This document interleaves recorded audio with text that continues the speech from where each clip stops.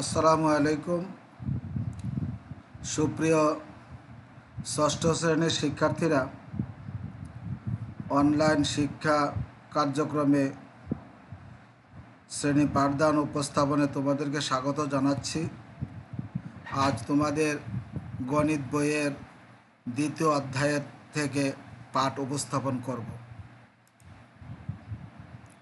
তাহলে তোমাদেরকে স্বাগত জানিয়ে শুরু করছি আজকের পাঠ উপস্থাপন। আজকে যে পাঠটা উপস্থাপন করব তার প্রথম প্রশ্ন, ছকে বাম পক্ষের সাথে ডান পক্ষের মিল করো। এবার দেখি আমরা কি হয়। বাম পক্ষে আছে অনুপাত, একক অনুপাত, শতকরার প্রতীক, গুরু অনুপাত, লঘু অনুপাত। এখন এই বাম পক্ষের সাথে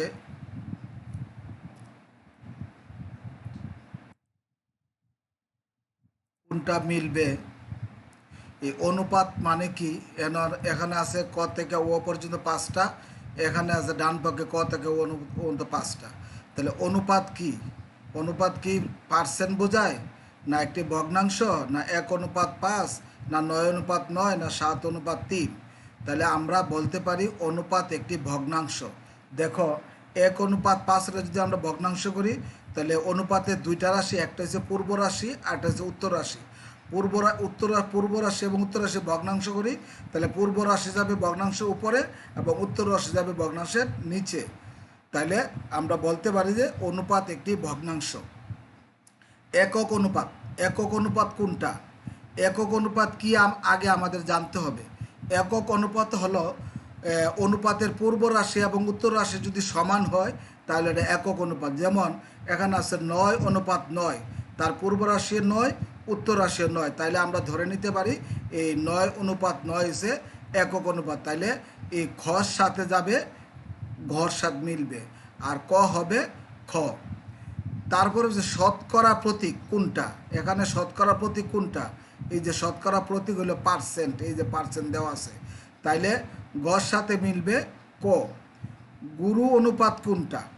তাহলে অনুপাতের ক্লাসে আমি আগেও বলেছি অনুপাতের প্রকারভেদ, অনুপাতের সংজ্ঞা কোনটা, কি কাকে বলে।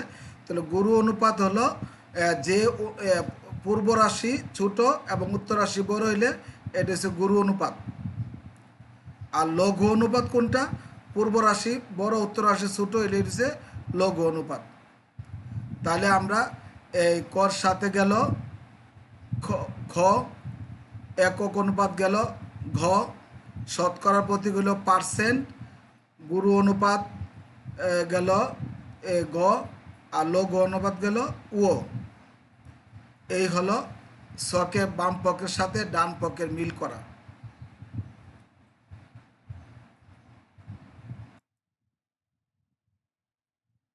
এবার সংক্ষিপ্ত প্রশ্ন, বহু নির্বাচনী প্রশ্ন, নৈর্ভিত্তিক প্রশ্ন, এভাবে কয়েকটা আমি দিছি, তোমরা দেখো। অনুপাত কি? অনুপাত কি? অনুপাত কি একটি ভগ্নাংশ, না একটি পূর্ণ সংখ্যা, না একটি বিজোড় সংখ্যা, না একটি মৌলিক সংখ্যা? তাহলে আমরা বলতে পারি অনুপাত একটি ভগ্নাংশ। তাহলে 2 নম্বরের সঠিক হইল ক নাম্বারটা। 3 নম্বর, 2:5 এর সমতুল অনুপাত কোনটি? বলতো 2:5 এর সমতুল ভগ্নাংশ কোনটা? সমতুল ভগ্নাংশ হলো কোনো পূর্ব এবং উত্তর রাশিকে একই সংখ্যা দ্বারা গুণ করলে মানের কোনো পরিবর্তন হয় না, পুনরায় আবার সেই মানটি পাওয়া যায়, এটা হচ্ছে সমতুল। যেমন 2:3, 4:9, 5:4:9, 5:2। এখন কোনটা সঠিক?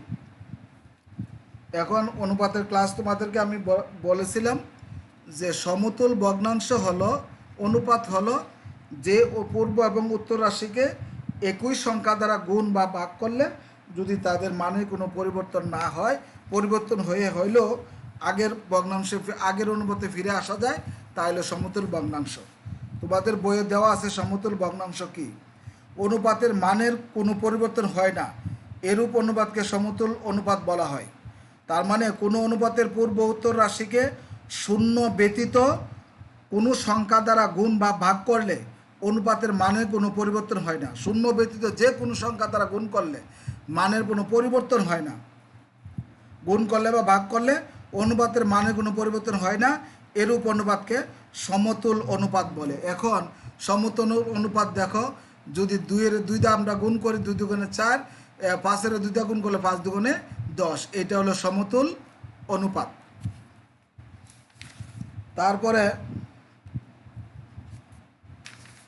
তারপরেরটা দেখো 4 নাম্বার, 3:4 এবং 4:5 এর মিশ্র অনুপাত কোনটি?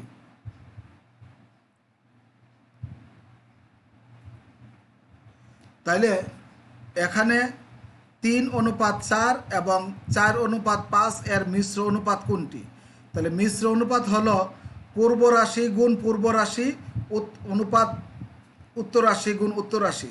এখন পূর্ব রাশি প্রথমটা হচ্ছে 3 এবং দ্বিতীয়টা হচ্ছে 4। তাহলে 3 আর 4 গুণ করলে 3 4 12।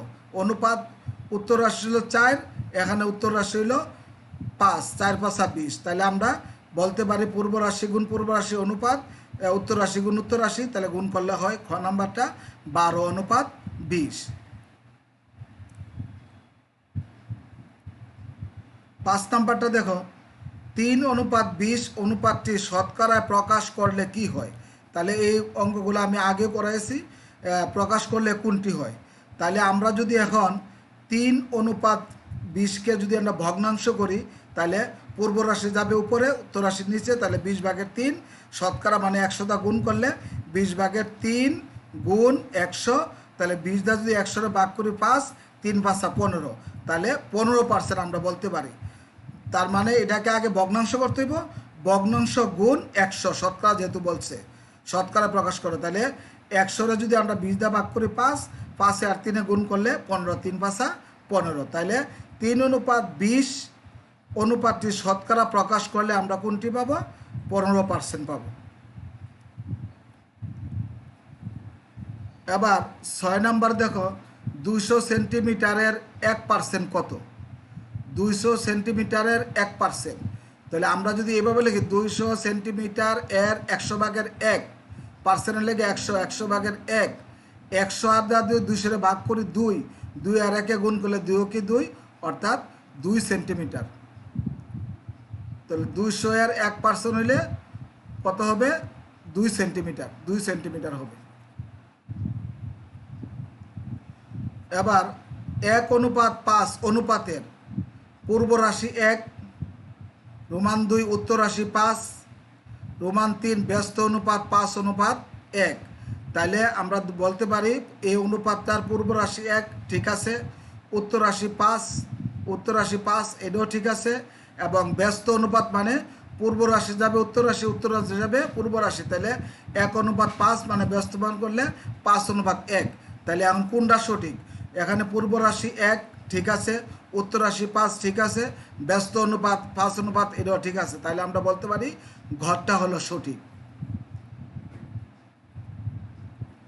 এবার একটা ইউসুফ পরীক্ষায় 70% নম্বর পায়। পরীক্ষায় মোট নম্বর 700 হলে ইউসুফের প্রাপ্ত নম্বর কত? এটা একটা অঙ্ক দেখো, ইউসুফ পরীক্ষায় 70% নম্বর পায়। তো 70% মানে 100-র মধ্যে 70 পায়, তাহলে 700-র মধ্যে কত পাবে? তাহলে পার্সেন্টের লেগে 100, তাহলে 100/70 গুণ 700, 70-এর 700 যদি ভাগ করি কত? 10 হবে। 10 আর 70-এ যদি আমরা 700-রে যদি 70 ভাগ করি হবে 7, 7 7 49, আর 0 40, 40 আর 70-এ গুণ করলে হবে 7 7 49 মানে 450। তার মানে 100/70 গুণ 700, 100 যদি 700-রে ভাগ করি 7, 7-এ আর 70-এ গুণ করলে হবে 7 7 49, তার মানে 490। তাহলে এই ইউসুফ 700 নম্বরের মধ্যে 490 নম্বর পাবে।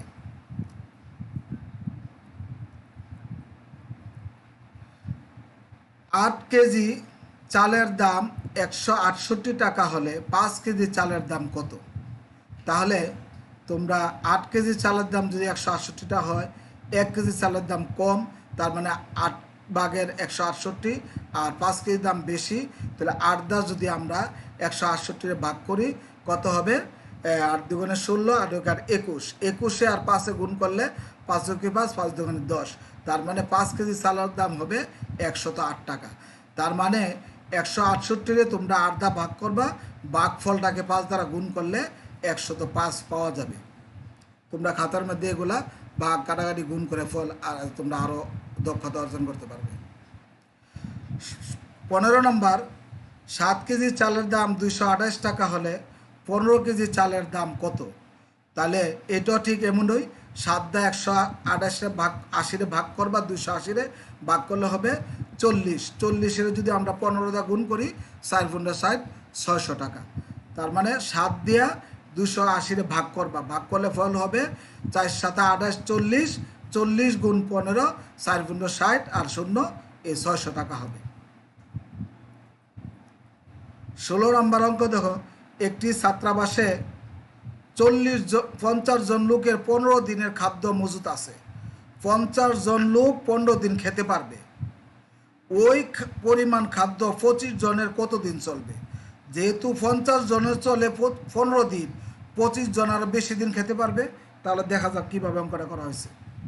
তাহলে দেখো, আমরা লিখছি 50 জনের খাদ্য আছে 15 দিনের, যেহেতু ফলের দিন চাইছে, দিন ডান দিকে যাবে। তাহলে 50 জনের খাদ্য যদি 15 দিন চলে, তাহলে একজনের খাদ্য বেশি দিন চলবে। 50 জনের খাদ্যটা যদি একজনে খায় তাহলে অনেক দিন খেতে পারবে, তাহলে বেশি দিন, তাহলে এখানে গুণ হবে, বেশি হলে গুণ, 50 × 15। আর 25 জন খাইলে তাহলে একজনের থেকে কম খেতে পারবে। তাহলে আমরা লিখছি 50 × 15 ভাগ 25, 50 আর 15 গুণ করলে হবে 750 ভাগ 25, 25 দ্বারা ভাগ করলে হবে 30, তার মানে 25 জনের 30 দিন চলবে।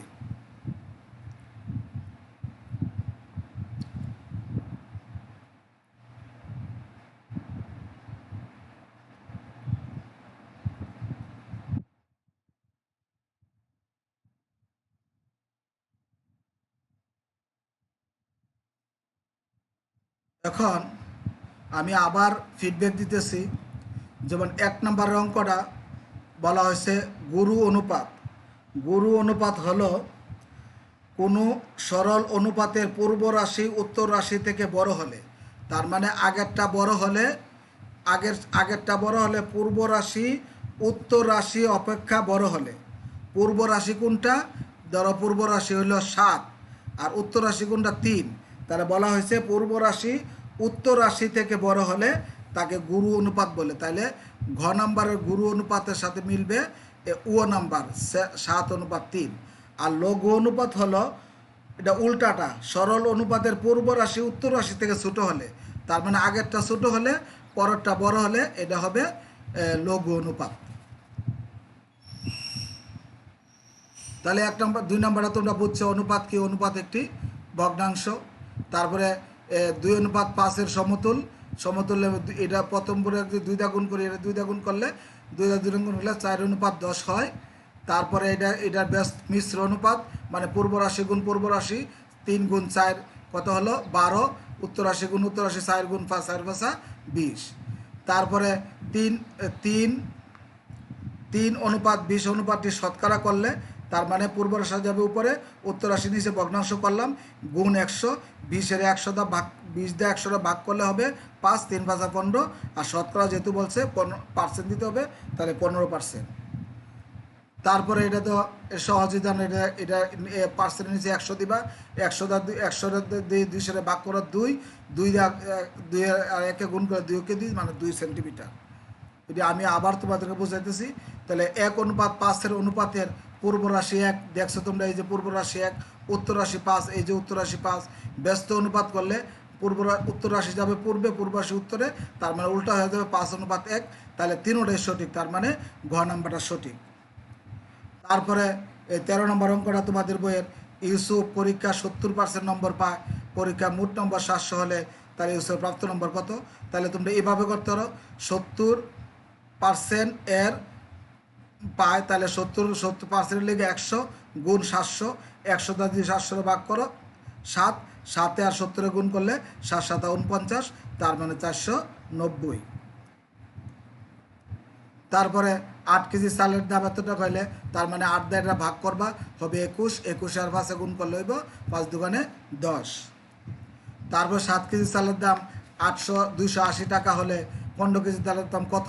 তাহলে প্রথমে 1 কেজি দাম বার করবে, 7 দিয়ে এটা ভাগ করলে হইব 40, 40 আর 15 গুণ করলে হবে 600 টাকা। তারপরে একটি ছাত্রাবাসে এতজন ছাত্র আছে, কতদিন কত চলবে? তাহলে এটা তোমরা অঙ্কটা বিজ্ঞাপন করছি দেখো, ঐকিক নিয়মে যেটা চাই এটা ডান দিকে যা, দিন চাইছে দিন ডান দিকে যাবে।